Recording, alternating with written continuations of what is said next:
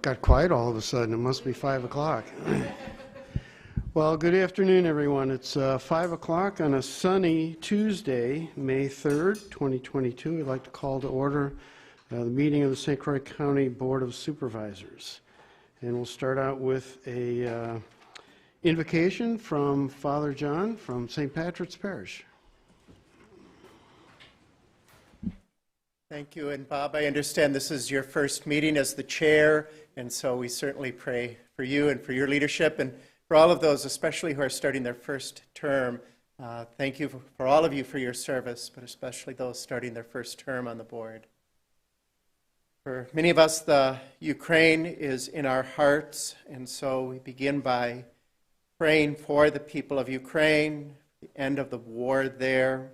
God of love, our world is wrought with war and violence as brother turns on brother, and the innocent awake to gunfire and bombs. May your compassion and healing move hearts and bring a new day to Ukraine. Fortify your children to resist aggression and instead become instruments of peace. But we pray now for our county board, for our county leadership, as we stand before you. Dear Lord, as we gather together in your name, with you alone to guide us, make yourself at home in our hearts. Teach us the way we must go and how we are to pursue it. Do not let ignorance lead us down the wrong path, or partiality influence our actions. Let us find in you our unity so that we may journey together and not stray from the way of truth and what is good and right and just. And all this we ask of you who are at work in every place and time, together as Father, Son, and Holy Spirit, forever and ever. Amen.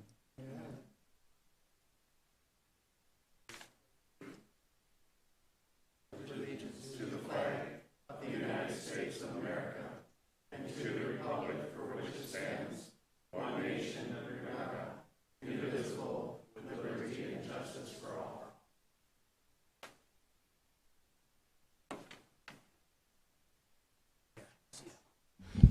Okay, we're ready for roll call. Everybody remember how to do that?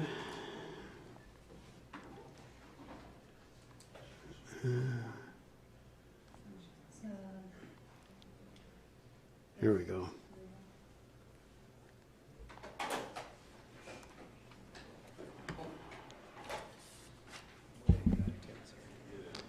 Oh, Tim, good.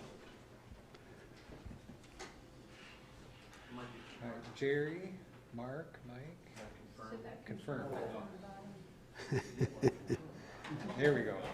All right. Okay, we're ready for public comment. First up, we have Carol Ivance, if I'm pronouncing that correctly.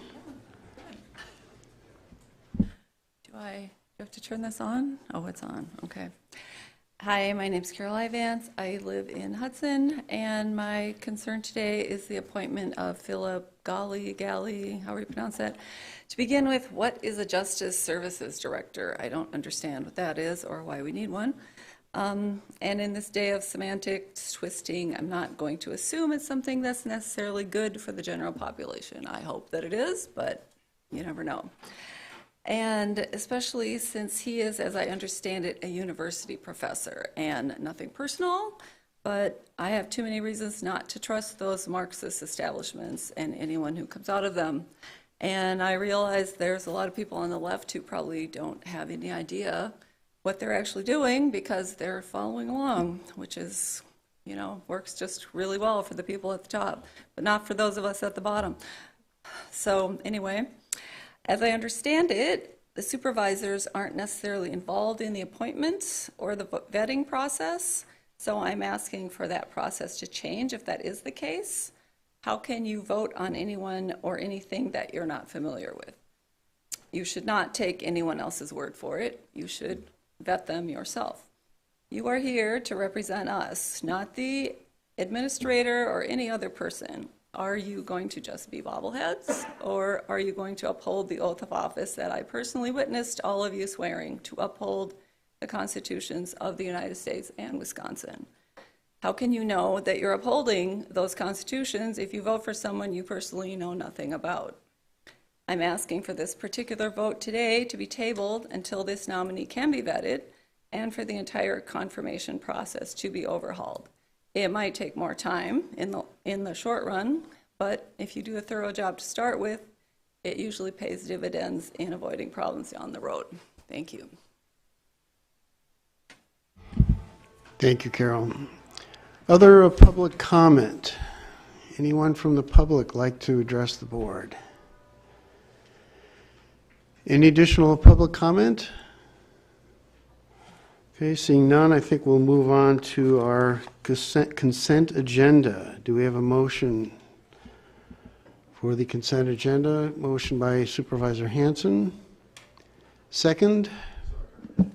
Mr. Chair, Yes, Supervisor Burning.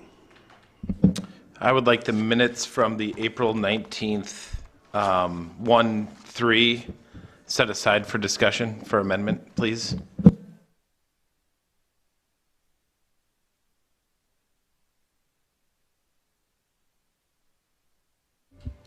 You're making a motion, Supervisor Burning, and do we have a second? I don't think I need a second on consent agenda, do I? Just to remove it from the agenda to discussion? So to discuss it separately. Okay. What was the date on that?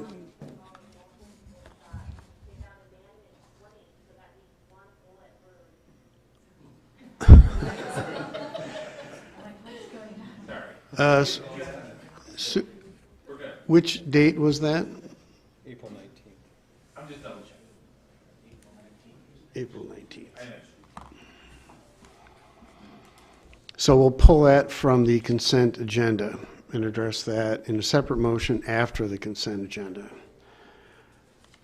Any discussion on the consent agenda? Seeing There's no discussion on the consent agenda. no discussion on consent. See, I'm learning. So we have, we're ready to vote on the consent agenda. Supervisor Carlson? I'd like to make Mr. Chair, I'd like to make I guess it's a motion to set aside 5-1 appointments, 5-1 county administrator committee appointments.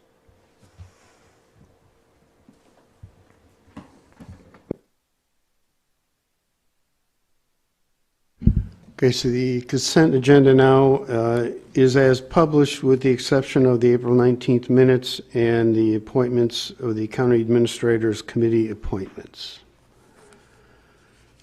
Are ready to vote on the consent agenda?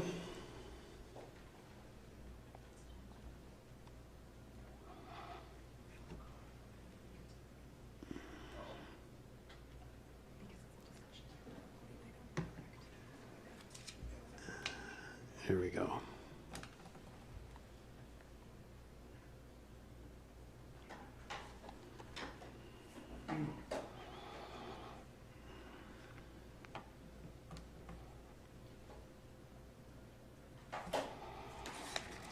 Okay, the next item then will take up the clarification on the April 19th minutes. That one passes, then the consent agenda passes. I'm sorry. So you just announce that the Oh, that you vote. I have to announce that the consent agenda passed. See, I'm still learning. Bear with me. Supervisor Burning. Yeah, and don't worry, Mr. Chair, I'm patient. So on April 19th, it does say in appointments in the minutes where it says motion to amend by Supervisor Burning, second by Carlson to remove Dr. McGinnis as a citizen appointment that is needs to be amended to Supervisor Burning? So we need a motion to amend in a second. A motion and a second before discussion. Oh, I'm sorry. I was making. Okay, so I am making a motion to amend the portion that says where it says motion to amend by Supervisor Burning, second by Carlson to remove Dr. McGinnis as the citizen appointment. I need that. I'm making a motion to change that to set aside Dr. McGinnis for discussion as a separate agenda item. That's what it should state And for was there correction in the minutes. Was there a second on that motion? I second. Supervisor Lynn?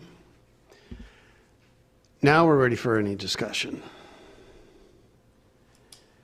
Would we be able to bring that up, Christine? Yeah.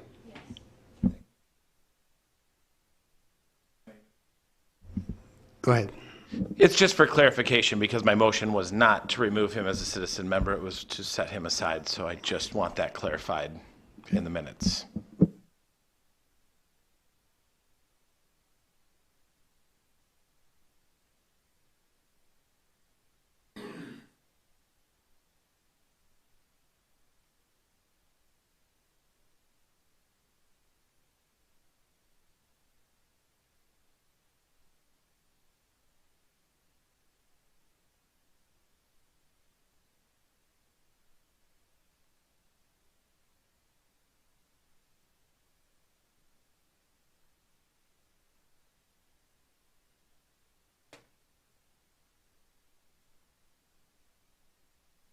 You're testing us.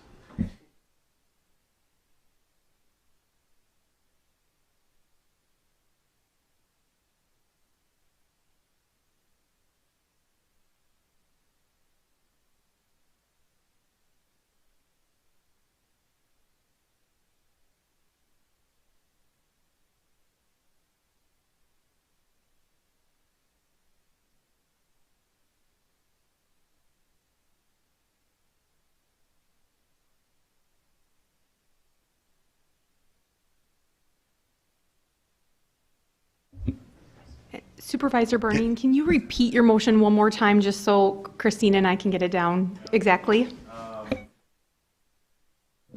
I mean, basically, my motion should be to clarify the language from motion to amend by Supervisor Burning, second by Carlson, to the part to remove Dr. McGinnis as a citizen appointment is incorrect. It should state to set aside Dr. McGinnis as a separate discussion item for appointment. I don't know if that was exactly what I said before, but it's close enough, I think.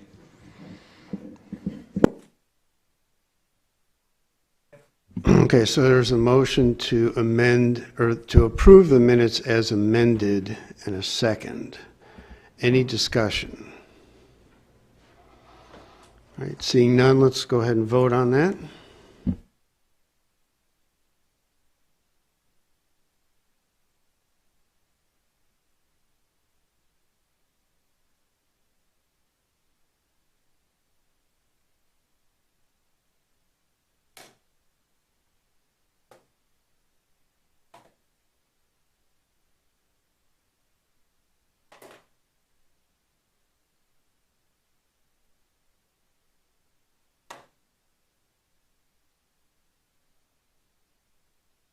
Okay, that motion is approved as amended. Thank you. Next, we'll take up the County Administrator's Committee appointments. Is there a motion, Supervisor Carlson? Actually, there isn't. I was premature. This is not the area, so I don't need to set it aside. Oh, We've already set it aside, so can we have a motion then to approve? And a second? I'll second. I'm sorry, who is the second? Oh, Supervisor Anderson. Any discussion on that particular item? This was the County Administrator's Committee appointments. Seeing none, let's ready to vote.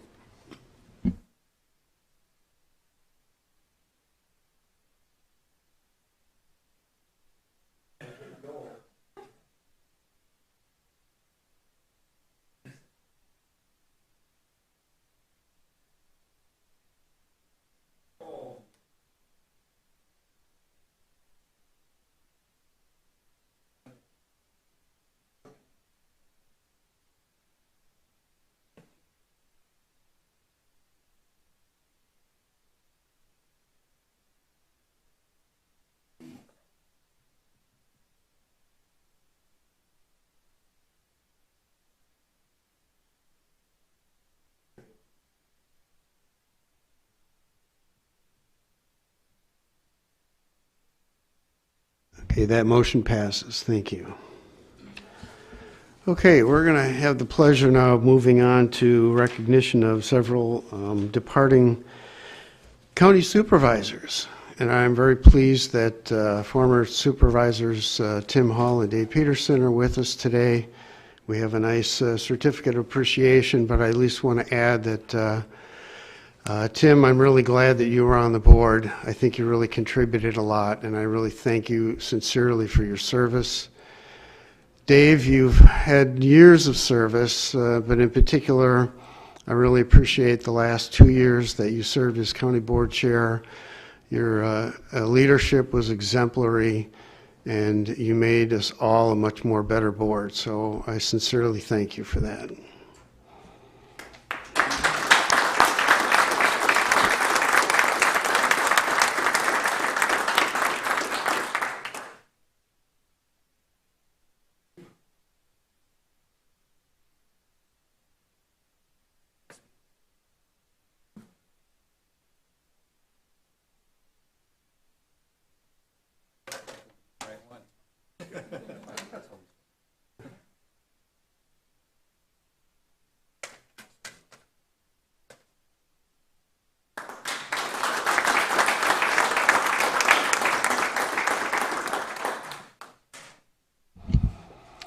Okay, now we have a presentation from the Economic Development Corporation, our National Small Business Week. Bill and Angela, you're up. Good afternoon. I am Angela Popenhagen, and I serve as the board president for the St. Croix Economic Development Corporation. Joining me today is Bill Rubin, the EDC's executive director. For all the newcomers on the board, the EDC was organized in 1993 to 1994 and operates as a countywide business league for the benefit of businesses and residents in St. Croix County. The EDC assists recruiting businesses to our county as well as providing resources to existing businesses for workforce development, retention, networking, and legislative interaction. The county is one of the largest member supporters, and we definitely thank you for your past and future contributions. So why are we here? It is to support and bring awareness. It is National Small Business Week 2022, which runs May 1st through May 7th. We appreciate working with the County Board Chair, Bob Long, in his support of the Small Business Proclamation, which I will show you. Chair Long, thank you so much for your assistance and support on this. At this time, I will turn it over to Bill Rubin, who will provide some details on the impact of the small businesses. Good afternoon, everyone. So on the drive over just a couple of minutes ago, I happened to think about, I'm pretty sure it was a radio commercial, and it might have been around Small Business Week, and the conversation went something like this: a father to a son. The father said, "Son, someday my business is going to be all yours." And the son said, "No way, Dad." And the father said, "Why?" And the kid said, "I don't want to work that hard." And I'm willing to bet that that father was a small business. So who are they? 32.5 million strong and perhaps growing. There are that many small businesses estimated in the United States. 99% of all businesses are considered small. Now that definition may vary. It could be as many as 500 employees in a certain category, an industrial sector, still qualify as a small business. They create 2 out of every 3 new jobs. And so what would describe a small business and some of their attributes? In the proclamation, we use the words resilient, tenacity, ingenuity, and creativity. And for that reason, we're happy to be out in the community over the course of tomorrow, Thursday and Friday. We'll be in Woodville, Hammond, Roberts, a stop in Hudson to provide proclamations to small businesses for their contributions to the economy. All things considered, the strength of any community really starts with small businesses. Small businesses on Main Street, in an industrial park, so it could be a chocolatier, it could be a metal fabricator, I'm going to get brewery in there, distilleries in there. They all have those same common traits that they are small businesses. And so for that, we appreciate the support of the chair, Bob Long, Angela, and as we get out and make a couple of presentations to these small businesses, we know that we've got the support of this board, towns, villages, cities, and our other member contributors that are in the private sector. And with that, I thank you again, and we look forward to being of service to you and your constituents.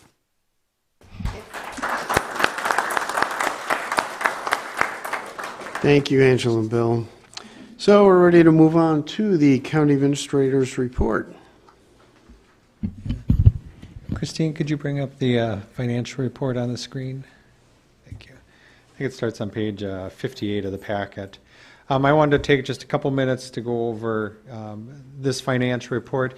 The report we provide at the county board meeting is a summary version of the financials, and it's really just the very high-level view. What it's designed to do is to show you the revenues and expenses really by whole department categories. So if you see something that you want to know more about from this report, I would then direct you to the standing committee's reports. The standing committee reports are line by line, and they're going to go over office expenses and salaries and benefits and all of the details. So this one's at high level. Then refer back to the standing committee if you have more questions. And when we get to the standing committees, I'll go over those financial reports there too. So for each of your standing committees over the next month or two here, I'll go over those in a little bit more detail to get the new members acclimated to what those financial reports are. In addition, though, to the summarized financial, there's two additional spreadsheets that we include in here. So if you could scroll down for me, Christine, to page 62. Page 62 then is our KIP report. So it's a spreadsheet that we update monthly. These are all the capital projects. So capital projects span more than a year a lot of times. So it's an ongoing report. So we're going to show you what's been approved in prior years, what's been approved in the current year, the balance that's remaining, how much has been spent. And then as we close these KIP projects, you'll see we'll change the labeling on them to close, that those projects are then done. So we're right at the beginning of the year. We don't have anything closed out yet. But this is where you can track our capital projects. And then the next page, the last page of the financial report for the county board packet is a spreadsheet that looks very similar, but these are our ARPA dollars. So the ARPA dollars are the federal money that we've received directly from the U.S. Treasury. We've allocated them for different projects. So we have $16.5 million total that we're going to have available for us. And most of the money has been allocated. As far as the federal government's concerned, all the money's been allocated because they allowed $10 million to be classified as lost revenue, which was a very loose interpretation by the federal government. We didn't lose any money, though. We know where it's all at. But that $10 million is a classification by the federal government. We do have $7.5 million of this ARPA funds that hasn't been allocated for an expense yet. So that will be coming back to you sometime this summer. We're going to ask you how you want us to allocate that money. We should be receiving our second payment from the federal government here in May, and so as soon as we get that, as soon as the money's in hand, we'll come back and we'll talk about how that money is to be spent. So that's the financial reports.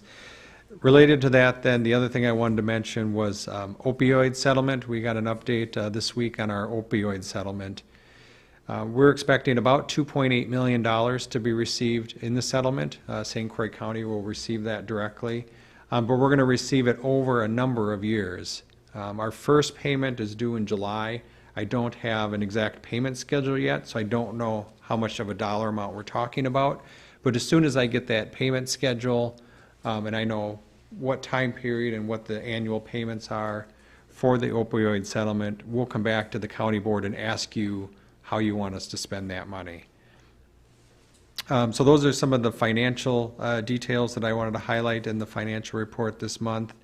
And then I was also going to mention, and we have Audrey in the back here, Audrey Haycraft. Wave, Audrey. There we go. Audrey, I've appointed as our interim HR director. So as we're going through the selection process, it's taken a little longer than I anticipated. So I've named Audrey, who's probably our senior member on the HR team now. Yeah. So Audrey's going to be serving as our interim HR director until we've finished that recruitment process. Do you have any questions on any of the financial data or any other questions that you may have? Supervisor Fiedler? Ken reported on the opioid settlement. Everything he said was exactly correct. Could I add some detail to that? I attended a meeting yesterday in Eau Claire of supervisors and county chairs from the Northwest Wisconsin, and the president of the Wisconsin Counties Association and our executive director were there, and there was some late-breaking information that they shared with us. The essence of it was that, as the administrator said, under one approach, the payments are spread out over 18 years from one set of defendants and under 6 years from another set of defendants.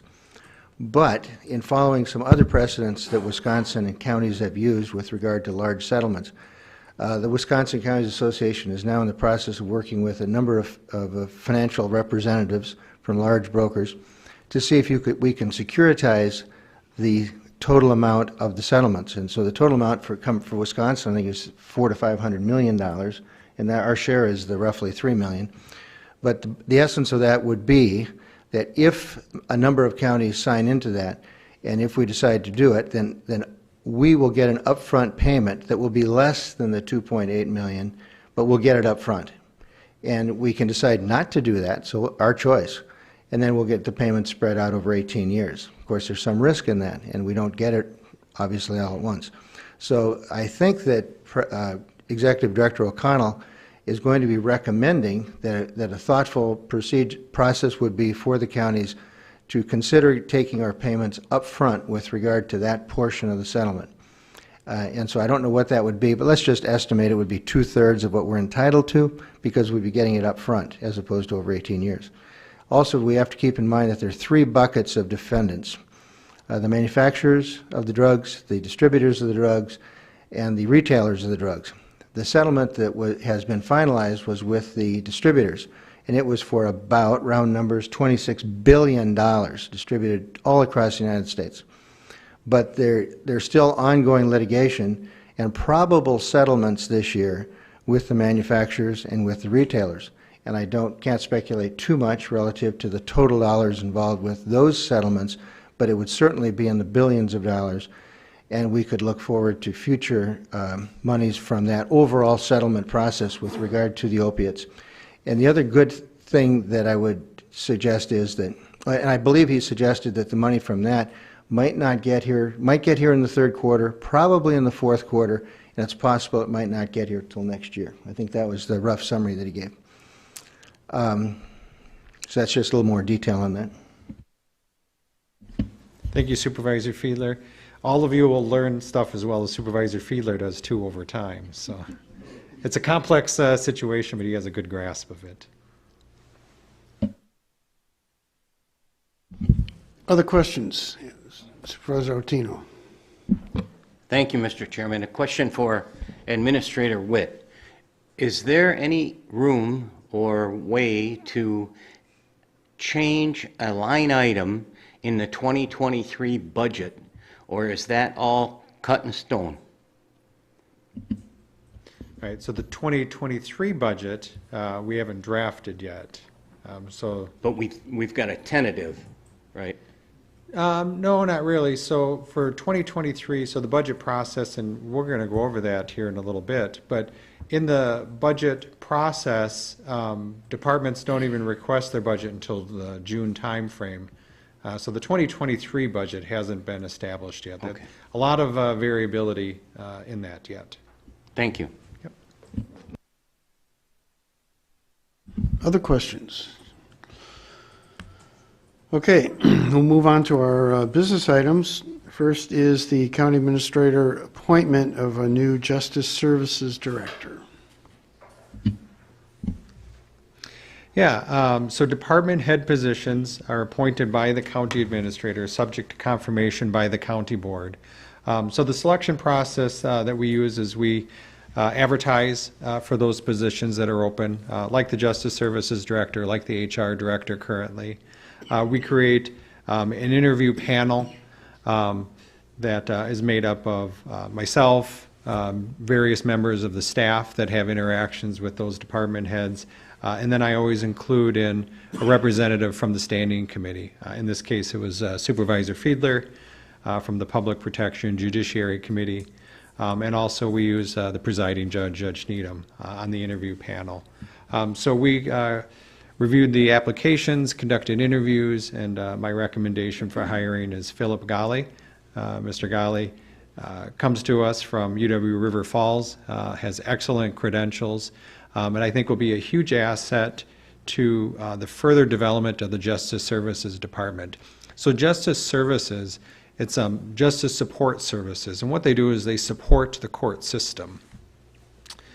So the Sheriff's Office, the courts, the District Attorney, all of them have needs for support of the defendants that are running through the programs, whether that's testing, whether it's monitoring, whether it's assisting those people with different types of needs that they might have, finding housing after they come out of the jail, finding employment, different types of needs that they may have. So the Justice Support Services is supporting that population group. So the Justice Support Services Director is the head of that department.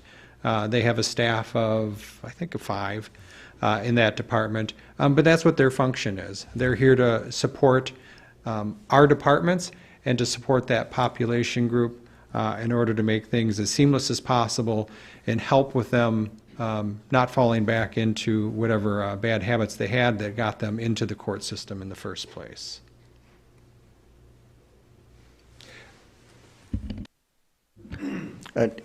If I could augment what the administrator said, and just picking up on what was said during public comments about, just a generic comment about academics, it's true, sometimes Point of order. We need a motion.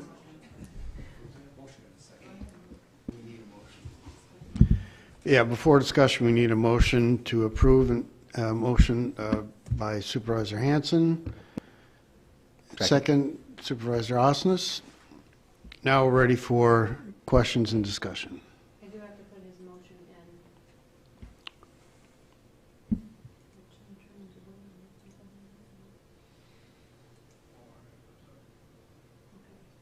Now whoever can second that motion on there.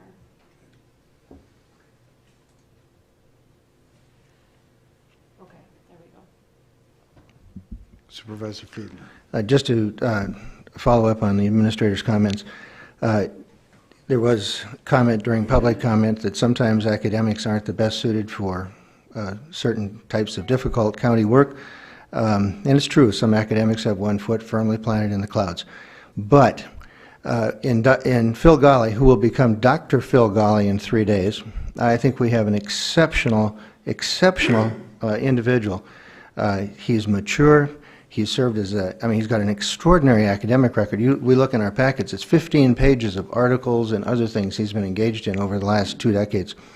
He's been a counselor in drug counseling. He's been a probation officer. He's lectured and taught as a professor at 7 different universities, including the latest now at UW River Falls. He knows our county. He knows our community. He lives in Hudson. Judge Needham and I and the county administrator spent over an hour talking with him. We asked him 50 questions about things, and we were very concerned to make sure that he understood this was a hands-on job. This was not an academic job where he could sit back and have 5 students be doing his work for him, in this case 5 employees. He would be hands-on all the time, as well as monitoring, as well as creating the policies of the program, as well as doing hundreds of thousands of dollars worth of contracts, and many other things. And we were absolutely convinced, Judge Needham, the Chief Judge, who many of you have already met in several different settings, and the administrator and myself, that this was one of the most outstanding selections we could possibly have made. So we did have supervisor input to this, in the case of myself, and I would just highly recommend the administrator's appointment of Phil Ghali. Thank you. Other discussion, questions? Okay, we have a motion to approve the appointment and a second, and we're ready to vote.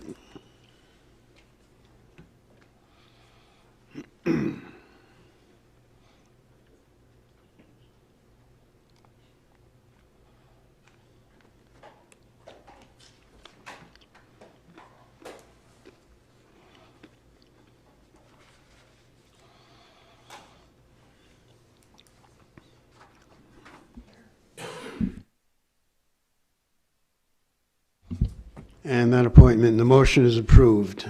Congratulations.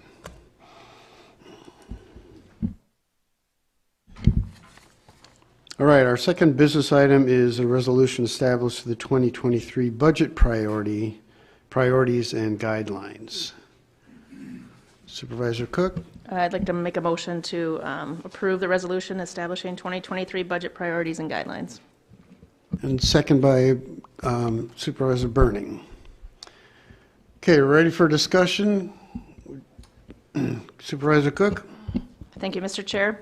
My intent really is just to provide a summary of what we discussed at Administration Committee, and then I will hand it over to Administrator Witt to maybe talk some more detail about the budget process and the guidelines. Essentially, at Administration, we talked about there will be a number of challenges that are going to be facing the county as we look at the budget in the coming year. We know there's existing levy limits from the state, and also there's service demands that the county is facing. So looking through the budget priorities that were provided to the committee and that were included in your packet, you can see the order that the Administration Committee voted to kind of rank those in.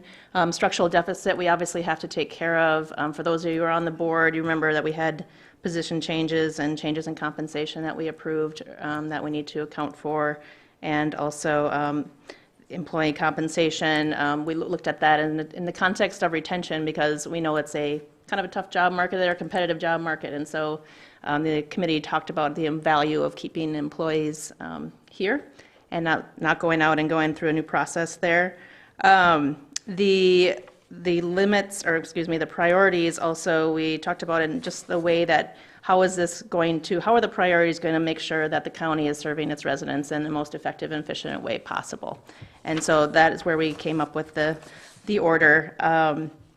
As a committee, we also talked about the reality of the impact of the tax levy rate increase that will be happening as a result of the government center project that we voted for on county taxpayers and residents, and the importance of not only recognizing that, but trying to lower that levy rate if it's possible. So in the committee, we discussed the county administrator basically, and you can see in the language here, basically encouraging the county administrator, once all the data is received as far as the budget and our revenue that the county is receiving later in this year as part of the budget process, that we would ask the county administrator to look at the budget and the tax levy rate, and if possible, to reduce that, just to recognize that there is an impact on the community. But really, we want also to make sure that there are good decisions from a fiscal standpoint going forward for long-term health of the county from a financial standpoint as well. So that's where we did not come up with a specific levy reduction rate, but just wanted to defer that to the county administrator to take a look at once the information is received. So I think I'll turn it over to Administrator Witt to talk further about the budget process at this point. Yeah, I guess, are there any questions on that part first? I was going to talk more about the budget schedule and maybe a bigger context, but all right. I'll go into, if you could go to page 81, Christine.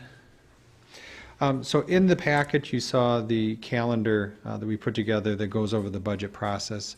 I guess I wanted you guys to know when you'll see different things and where today the budget priorities, how they fit into the bigger picture. So we started with committee of the whole presentations back in March. The administration committee recommended these budget priorities. So we're at our May 3rd county board adoption of the budget priorities. The budget priorities then are used to give direction to the department heads. I'm going to have them follow these guidelines, and I'm going to use these guidelines as we put together the budget requests. New positions are going to be due by the middle of June for department heads, And then really by the end of July, all of the department heads will have to have submitted their budget request to the finance director and to the county administrator. Through the month of August, we sit down as a staff and we work through all of the details. There's a lot of details. We hash that out with the department heads so that the finance director and I have a full understanding of what the requests are, because there'll be a couple $1 million more in requests than we have money available to spend. Then we'll come back to the standing committees in September. So between May and September, there's a lot of staff work that's going on, a lot of detail work that's going on.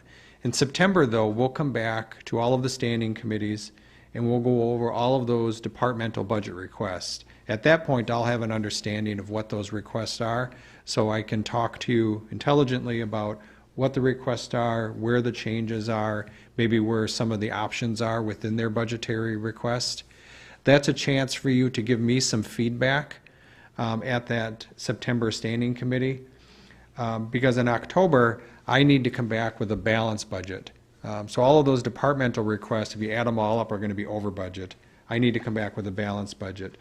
So I take your feedback at the September meeting, create a balanced budget, and then we'll have a committee of the whole meeting in October where we'll go over what that looks like, where the changes came from that I made to get us to a balanced budget. And it's a chance for you then at that October committee of the whole to give me some feedback and say, yes, we like that, or no, you missed something. We really wanted this in the budget and you would cut that out. So we'll need to make a change. When we get to the November county board meeting, we'll have a public hearing there. Really at that point, the budget's a done deal. We really have to approve the budget at that meeting because we want to make sure we get tax bills out before Christmas, because I know everybody loves that. But it's also a state law, so so we have to approve it at the November meeting so that everything can move forward and tax bills can go out as they're prescribed to do. But that's the process, and those are the different steps within there that you have a chance for input.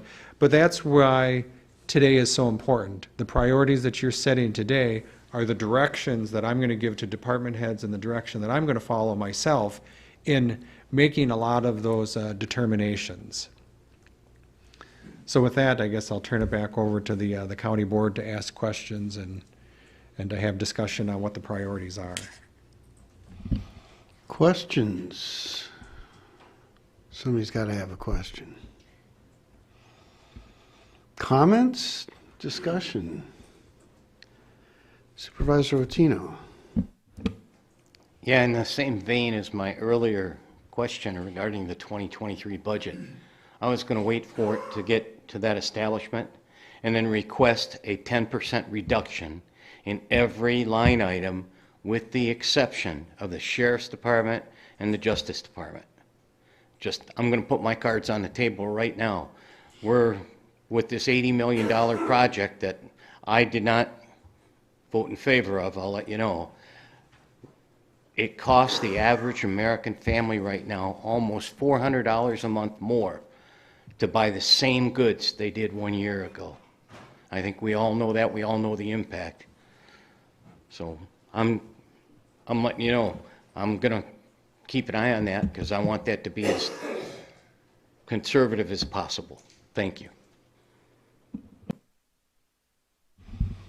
Other questions, comments? Okay, we have a motion on the floor to approve the guidelines and priorities for the 2023 budget. And a second, any further discussion? We're ready to vote.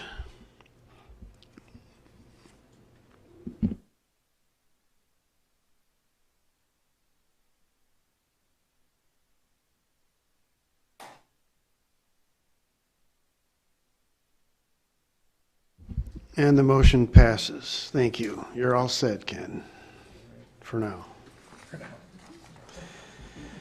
Okay, we're going to continue with our agenda, our annual department reports. And first up, we have John Allegro with our IT and annual department report. John, you're on.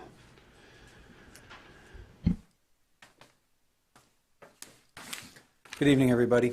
I usually keep this pretty short and sweet. My report is in your packet. Hopefully you've had some time to review it. But I do like to give a little bit of make a little statement about the prior year. 2021 was another good year for the IT department in St. Croix County. We were able to help people transition back from work at home or work remotely back into work in the office, or a hybrid of those situations. And it worked out pretty well. We were also able to get started on or finish up projects that were put on hold in 2020 due to COVID.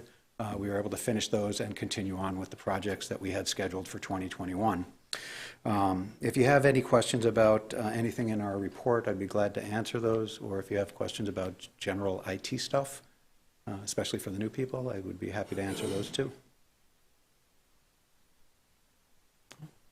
Thanks for your, I had a question about what is planned for election system hardware replacement. What is that? So the servers that we have for the election system that are in our server room are 5 years old, and they're no longer supported by Dell, so we need to replace them so that they remain under warranty. Yep. Any other questions? Thanks for your continued support. Thank you, John. Okay, next up we have Jim Ellsbury with Facilities.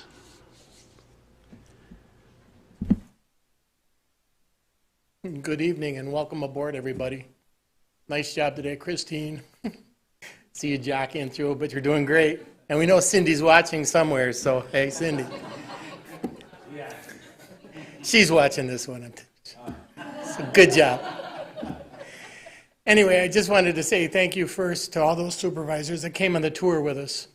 It means a lot when you get involved.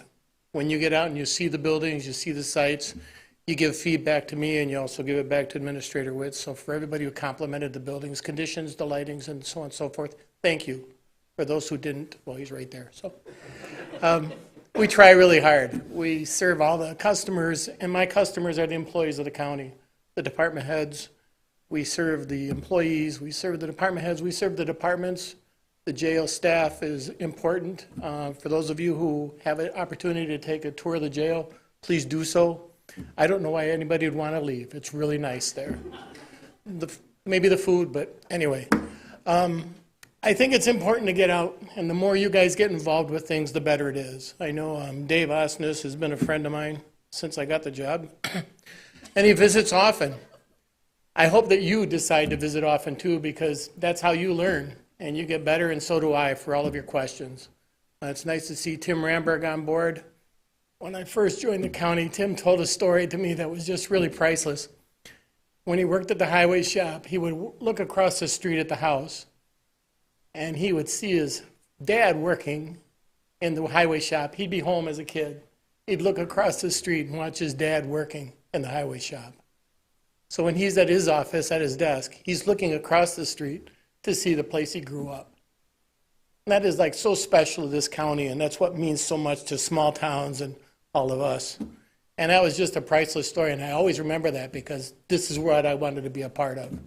And all of you are a part of that. So, Rick, I'm not going to be able to help you with the budget amendment. I appreciate that, but the materials and the labor is killing me, just like that's killing you too, so I apologize ahead of time. I'll do the best I can, but you can also look for renewable energy.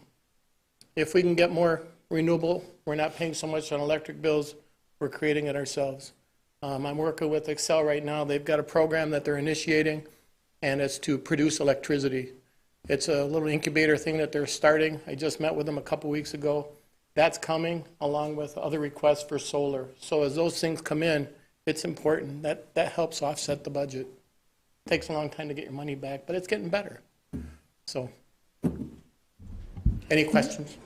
Supervisor Hanson? So how are things going at the medical examiners? Are we getting the big machine and the electricity coming along? And The big machine has been ordered, and it's sitting there waiting for us to do our part.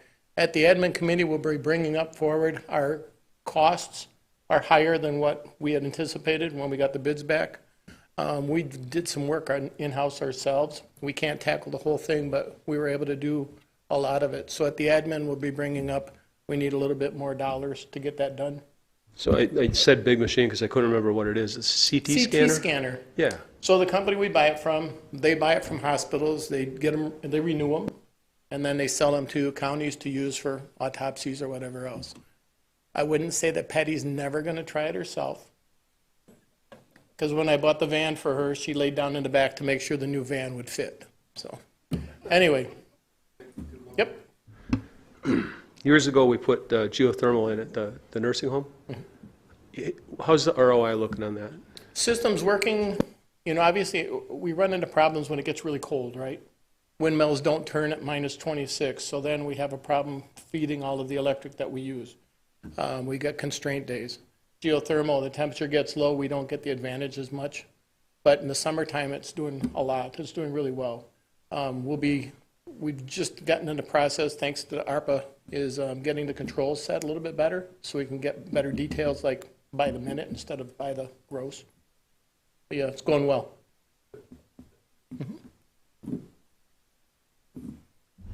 Any other questions for Jim?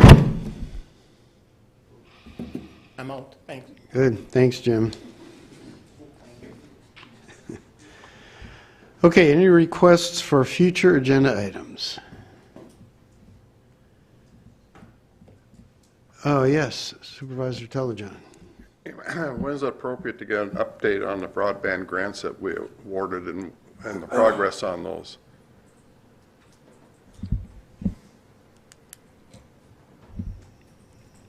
That would be appropriate. We can do that. Any other requests for agenda items? All right, we'll move on. Any county clerk's report or correspondence rezoning requests? I do have a couple of things. First, I do have a letter I'm just going to read this brief letter from Cindy to all of you that she wanted me to pass along to you. To the Honorable St. Croix County Board of Supervisors, thank you for your thoughtful gift certificates which will allow me to visit restaurants throughout this beautiful county. As county clerk, I have had the opportunity to travel all over St. Croix County, but most often those trips were to deliver election materials to municipal clerks. I look forward to retirement, but will miss working with the county board and county staff. It has been an honor to serve as St. Croix County clerk for the past 19 years. Best wishes to all of you throughout your term. Thank you. So that's from Cindy to you all. I just want to bring up that they have announced the WCA 2022 annual conference at the Kalahari, September 18th, 19th, and 20th. If anybody knows right now that they want to go, you can just let me know. Otherwise, I'll ask again in July where it might be a little bit more easy to see what your calendar is going to be like there. But I do have a sheet, so you could just send me an email if you know you're already interested in going. The only other thing is I did sign up 8 of you supervisors who indicated that they wanted to attend the May 11th WCA County Official Workshop in Eau Claire, and I hope maybe you've received an email confirmation, but maybe it hasn't gotten there yet. You did get one. Okay, and that was it.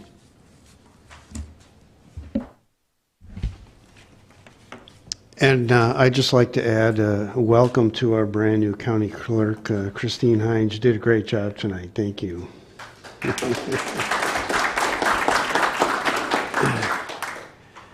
Any other announcements? Yes, Supervisor Fiedler. The Public Protection Judiciary Committee held its first meeting last week, and we had some very good news from our Child Support Agency. Lisa, could you just stand up back there? Lisa heads up that agency, and just reporting very quickly and very generally, that office just received 2 wonderful, outstanding awards of excellence for all the work they do in bringing in money to help effectively children. And thank you again, Lisa, for the great work you and your staff do.